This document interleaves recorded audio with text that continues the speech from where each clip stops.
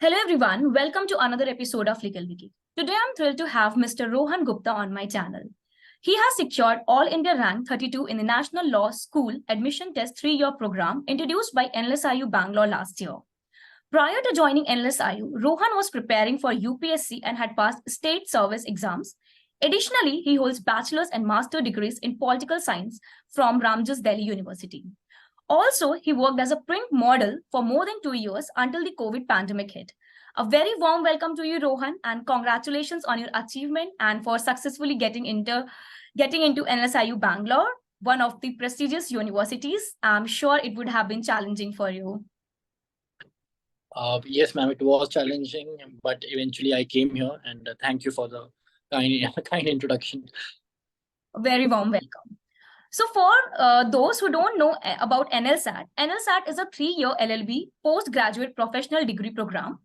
NLSIU has started this program last year only, and this year on 30th April, it will be conducted for the second time.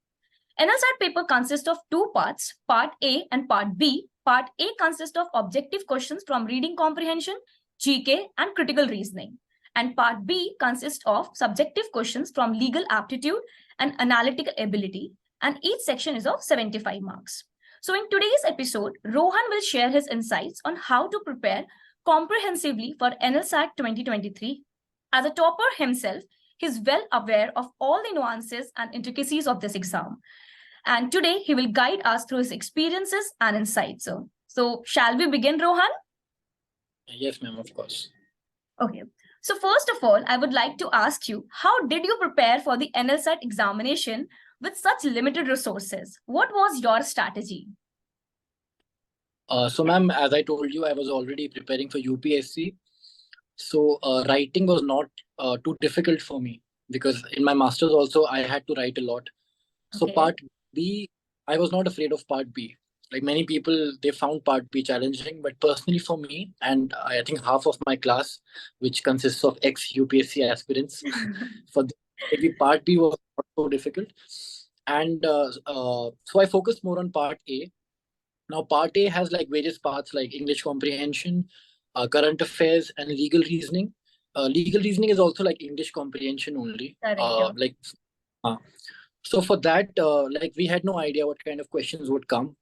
And NLS also, they came out with a sample paper which only had like one question, so that was not really useful. Correct. So I took career launcher material. Like my friend, he already gave CLAT like some years ago. I took his material and I practiced English comprehension and legal reasoning from that. However, the legal reasoning that is asked in CLAT is very different from the legal reasoning that is asked in NLSAT. Yeah. And people can go through the previous year paper Part A, they'll understand what I'm talking about. So mainly, I think I solved around 300 comprehensions that time. So when did you start like the preparation?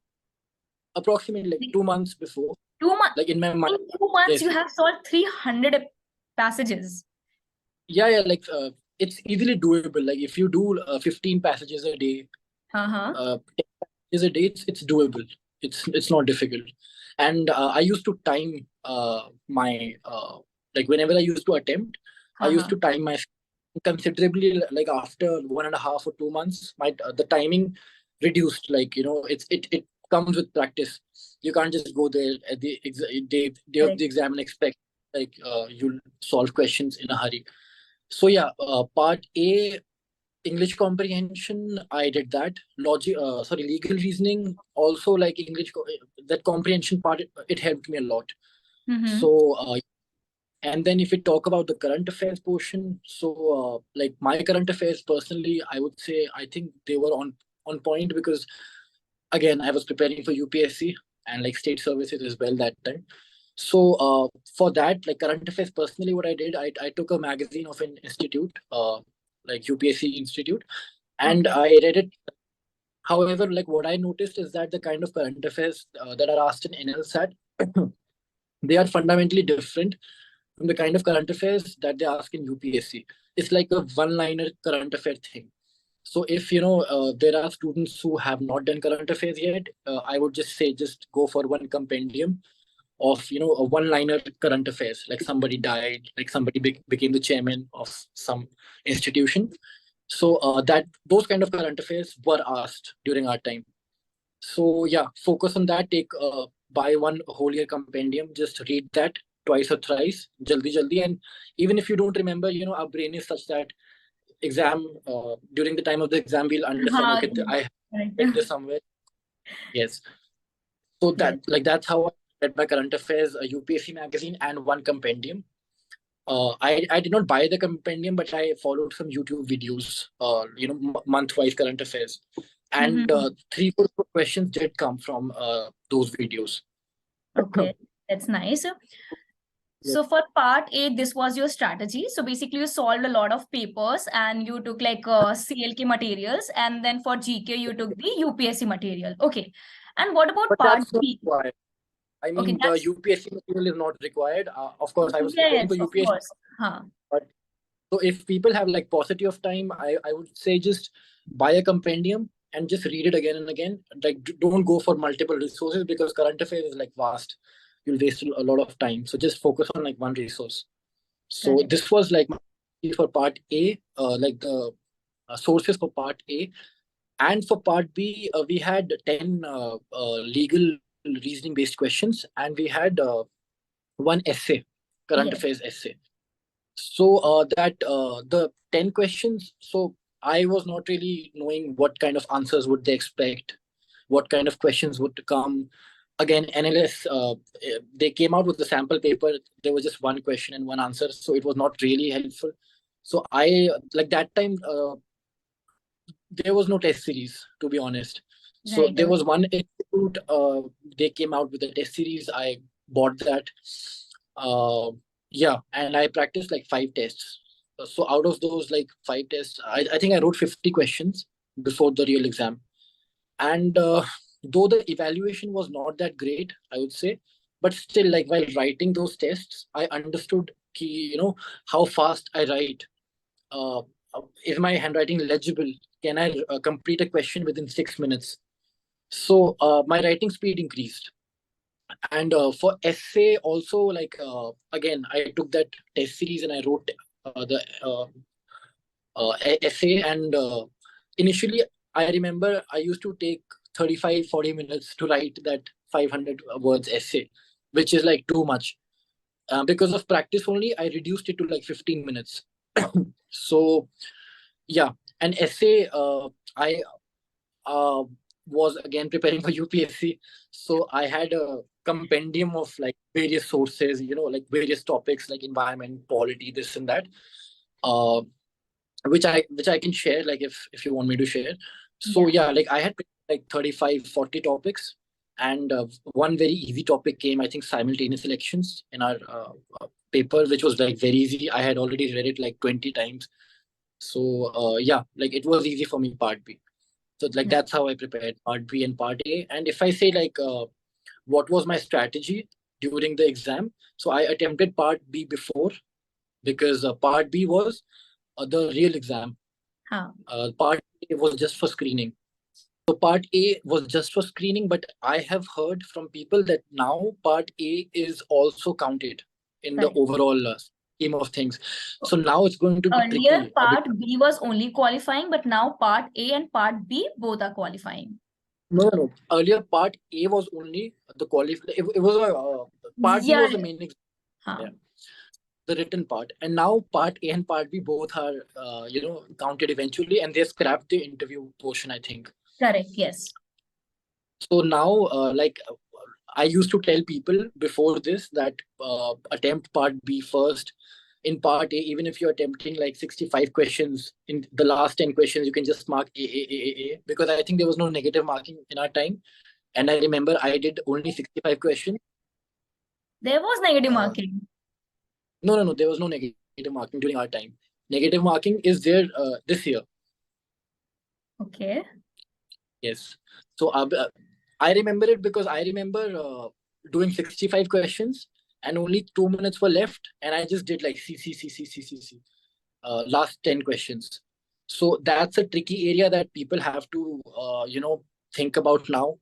because you can't go over the board. If you like get too much negative marks, then your overall score might not be. Yes. So like that was my strategy, like part B first, and I would still recommend people to do part B, because eventually people are not able to complete that. An essay is 15 marks.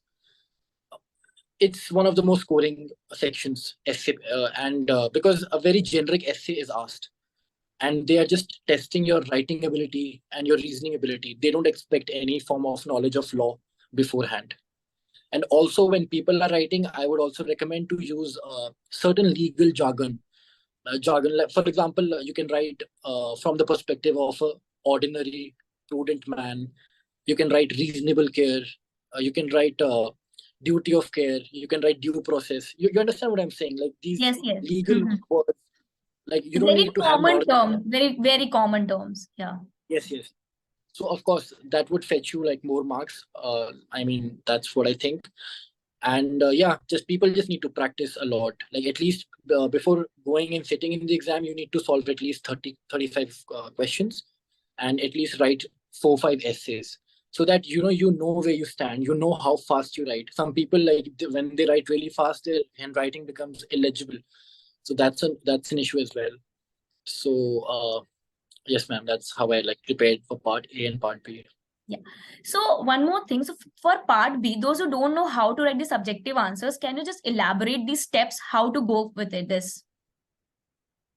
Okay, so for example, if there's a situation given, so what I used to do was, in the first line, I would say, like I would mention what is my stand in the first 2-3 lines, and then in the next paragraph, I would at least give, like if my stand is for, I would give 3 arguments for, and I would give like 1 or 2 arguments against. Also, like in total, I for every answer I used to give like 4 to 5 arguments approximately, and more arguments in my support. Like if I'm saying something for, like I'm not able to think of a situation right now. So if I'm saying for, I'll give 3 arguments for that, and 1 argument would be opposite to that. So that like maybe the teacher knows that, okay, I have thought about the issue thoroughly, and eventually I would reiterate what I said in the first line. So like this was a simple strategy, and like there's no time to think a lot. That time you can't think, you just have to write. So a normal template where you just start by stating your position. In the next paragraph, you give arguments. I would recommend at least 2 arguments. If you're saying, like you have to support your point, you can't just say, okay, this has to happen by. So yeah, you have to support your point. And if you have certain knowledge of the constitution, like various articles, only if you can quote. Like there's no harm in that. So yeah, like this was my like simple template while I answered these questions, and I also made sure to finish one answer in I think 6 minutes. So by accordingly, I was able to finish 10 answers in 60 minutes and the essay in 15 minutes. 1 hour 15 minutes for part B, 1 hour for part A. But now I have heard again that they have reduced the number of questions. Yes, were for you, and now it's 6. Yes, correct. Yeah. So that also, like, people have to understand and form their own strategy. So because for us it was a little different, for the new batch it is a little different. And but overall the marks also, like for you guys, for one it was 5, for now it's like 10 marks. So okay, so they need to write more then. Yes, they need to write more. So for you guys it was like 150 words, and now it will be like 300 to 350 words. So okay, it's like a mini essay only. Yes, correct. And only with practice and only with more reading, people can become accustomed to that kind of kind of question paper they've set. Question paper set, yes, right. So what was the cutoff marks that year, and what was your score? Can you just focus on that? So ma'am, cutoff was not revealed to anyone, but out of 75, my score was 54 in part A out of 75. Yeah. And in part B, I think my score was 37.5 out of 65. 10 marks was for this thing, interview. So yeah, like in part B, my all India rank was 24. I think in an interview I scored a little less, and eventually it became 32. So yeah, like in part A, I don't like they did not disclose the cutoff eventually. So yeah. Okay. So I think related to pattern, you have discussed whatever I wanted to ask to you. So moving on, I'll just ask you few questions more. Like as you have completed your first year in NLS, could you share your experience? How's the life there? So I haven't yet completed it. I mean, just one more trimester to go. Okay. Yeah. So I would be completing it in June. June. The Okay. next like starts in Okay. June. Yes. So ma'am, life again, life is hectic. I'll be honest. There's no. I mean, there is time to do other things also, but every day there is something on your mind. For example, I have to submit a paper outline by tomorrow. I have this in my mind. And then today we got to know that I have to we have to write a response paper in economics also by next Monday.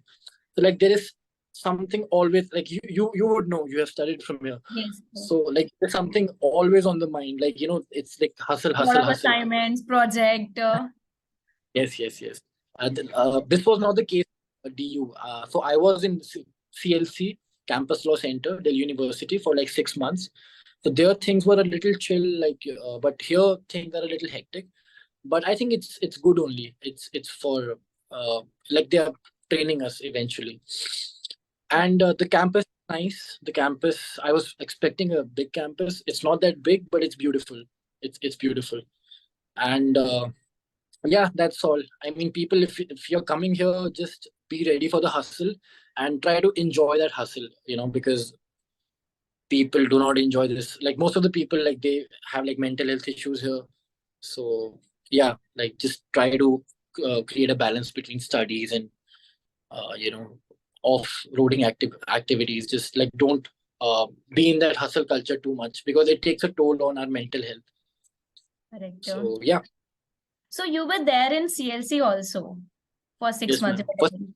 So what do you think, which one is better? Like within the 6 months of experience and then NLS?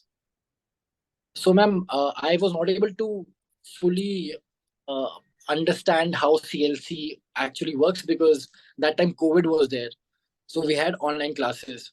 Okay. And I also PSC prelims, and I also had NLSAT exam. So I was not really studying You're for. not focusing on, yeah.